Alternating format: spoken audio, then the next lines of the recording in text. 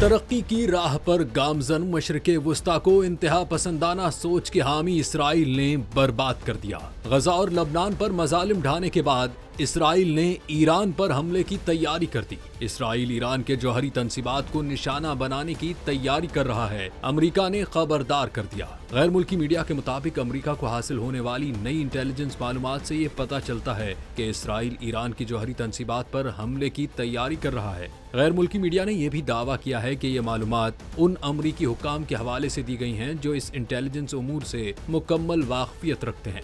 America में मौजूद Israeli सफारत खाने और इसराइली वज़ीर आज़म के दफ्तर ने भी इस खबर के हवाले से फौरी तौर पर कोई रद्द-ए-अमल नहीं दिया है। याद रहे कि गुज़िश्ता दिनों एक बयान में ईरान के सुप्रीम लीडर आयतुल्लाह अली खामनाई ने कहा था कि अमेरिका का ये मुतालबा कि ईरान यूरेनियम की अफजोदगी बंद करे, ये हद से ज्यादा और नाकाबिल कबूल है।